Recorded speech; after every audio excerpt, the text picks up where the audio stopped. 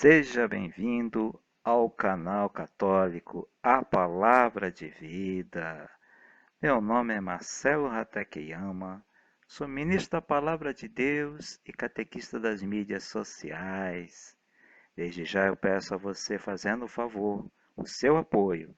Dá um joinha nesse vídeo e se inscreve no nosso canal se você ainda não é inscrito, tá bom? Muito obrigado. Agora vamos para o vídeo.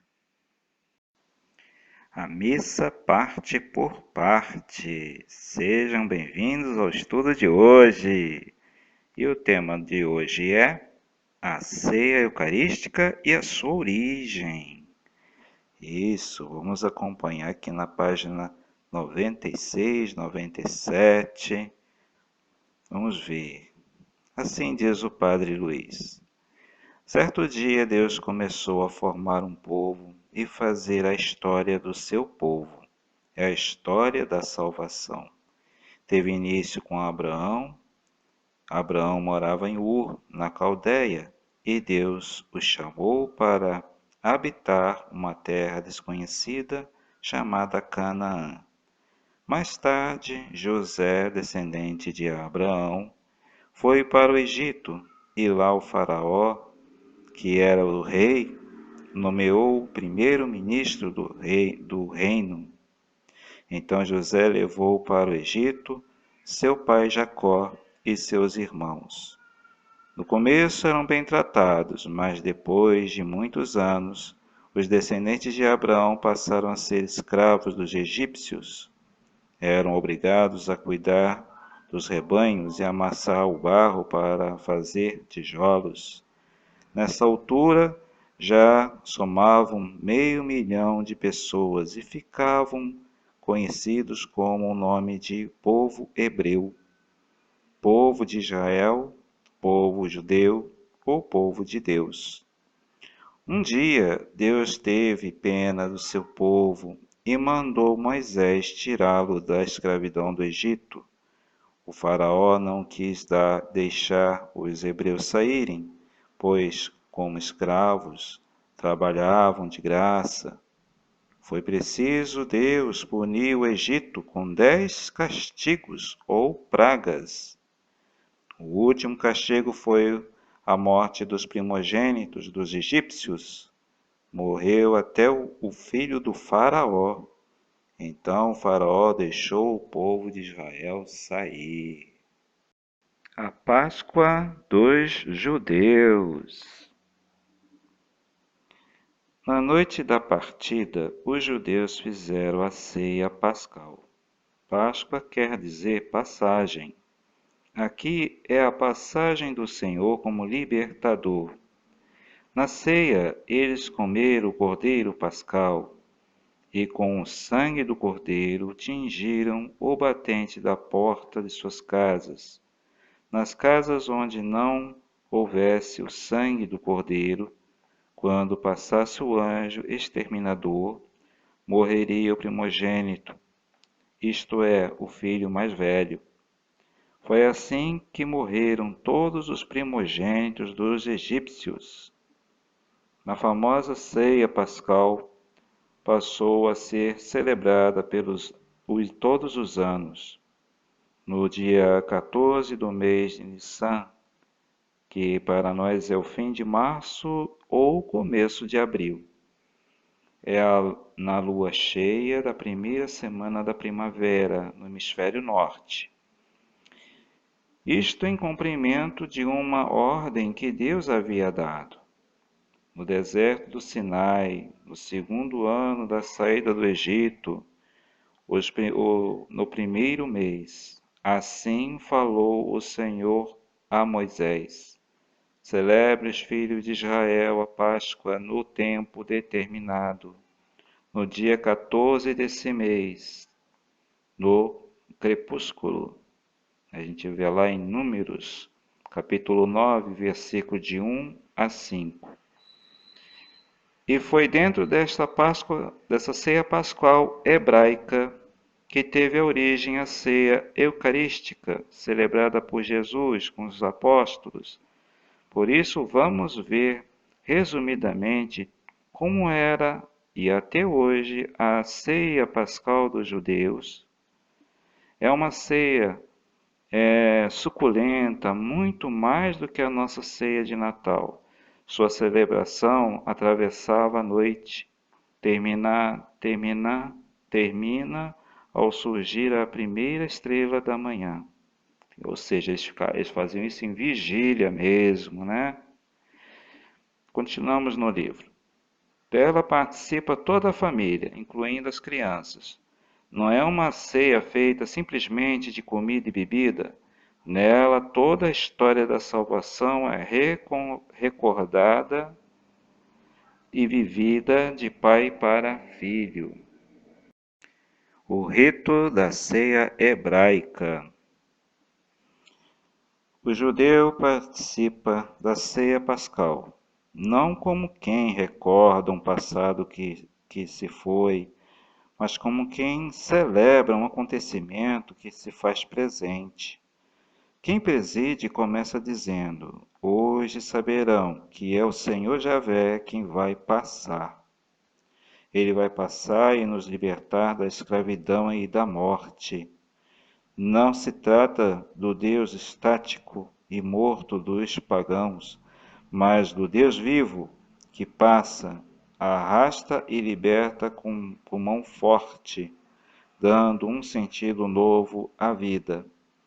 E a passagem desse Deus libertador provoca no seu povo uma grande alegria ou exultação de vida, como já dissemos.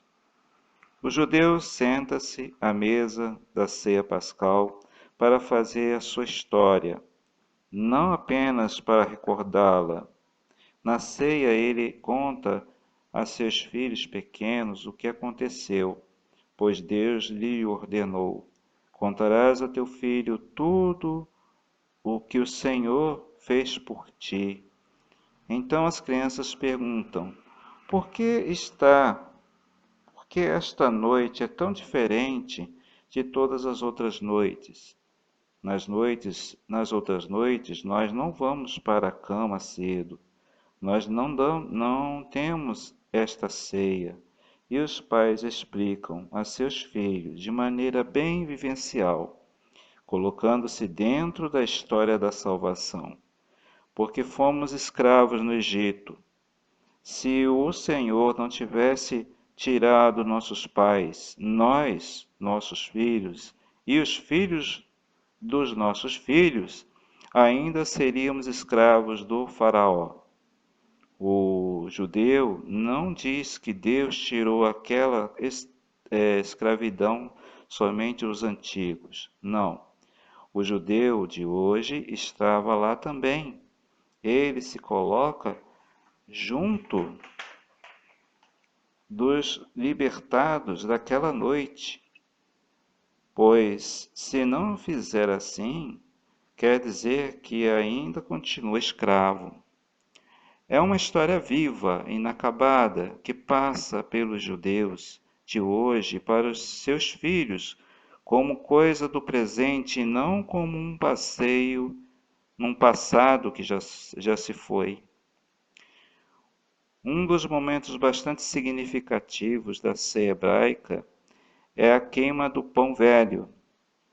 O chefe da família que preside o ritual da ceia percorre todas as partes da casa com uma vela acesa na mão, bendizendo a Deus e queimando todo o resto do pão fermentado que encontrar. Ele diz: Senhor, se houver alguma coisa escondida dentro de mim que ainda não encontrei, que eu ignore, faça desaparecer do meu interior, porque comer o pão velho significa voltar à parte da escravidão do Egito. Ou seja, comer o pão velho é voltar a ter parte na escravidão do Egito. A ceia eucarística. Como bom judeu, Jesus mandou os discípulos prepararem a mesa para a ceia judaica. como ela é. Sobre a mesa mandou Pedro e João colocarem tudo o que os judeus põem: ervas amargas, que simbolizam o sofrimento na escravidão do Egito, pães ázimos, isto é, sem fermento, vaso com água, vinagre, sal, ovo cozido, 4 taças ou cálices de vinho. O terceiro era chamado cálice da bênção. Este é que Jesus mudou no seu sangue. É por isso que São Lucas menciona mais de um cálice. Lucas capítulo 22, versículo 17 ao 20. A Eucaristia deve ser celebrada com alegria, mais que a ceia hebraica. Ela tem o sentido de ação de graças. Inclusive, Eucaristia, o significado dessa palavra é ação de graças. Continuemos. Da exultação plena da vida diante do infinito amor que Jesus manifesta por nós. A Páscoa, festa de Israel.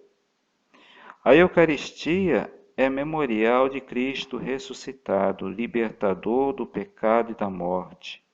Tanto é que na ceia o Senhor disse aos apóstolos: Fazei isto em memória de mim. Lucas capítulo 22, versículo 19.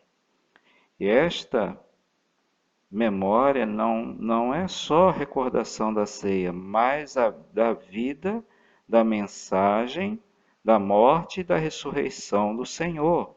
É o testamento global do seu amor por nós. A Eucaristia não é simplesmente uma das coisas que Jesus fez por nós. É a grande surpresa que Ele nos preparou durante toda a sua vida. Bem antes, já havia prometido que haveria de nos dar um pão vivo descido do céu, e que esse pão seria sua carne para a nossa salvação. E a gente vê isso lá em João, capítulo 6, versículo 35 ao 69. E quando se aproximava da hora de realizar sua promessa, ele mandou Pedro e João prepararem a sala no andar superior para a ceia, dizendo-lhes: Eu desejei ardentemente comer esta Páscoa convosco. Lucas capítulo 22, versículo 15. Como se vê, a ceia pascal já existia antes de Cristo. Jesus lhe deu um novo sentido, introduzindo nela a novidade do seu corpo e do seu sangue. A ceia pascal hebraica deu lugar à ceia eucarística. Os evangelistas não contam como era a ceia hebraica, porque era demais conhecida no seu tempo. Eles apenas escrevem o que foi acrescentado por Jesus, isto é, a novidade do corpo e do sangue do Senhor. Outra coisa, assim como a Páscoa dos judeus unia passado, presente e futuro, também a Eucaristia tem essas 3 dimensões, pois recorda o que Jesus fez, o torna presente sobre o altar, enquanto esperamos a sua vinda. Lembramos que a Eucaristia não é só o pão e o vinho consagrados, mas toda a celebração da missa.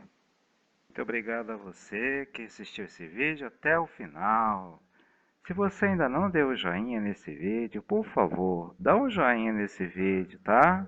E se inscreve no nosso canal se você ainda não é inscrito. Muito obrigado. Até o próximo vídeo, gente. Louvado seja nosso Senhor Jesus Cristo. Para sempre seja louvado.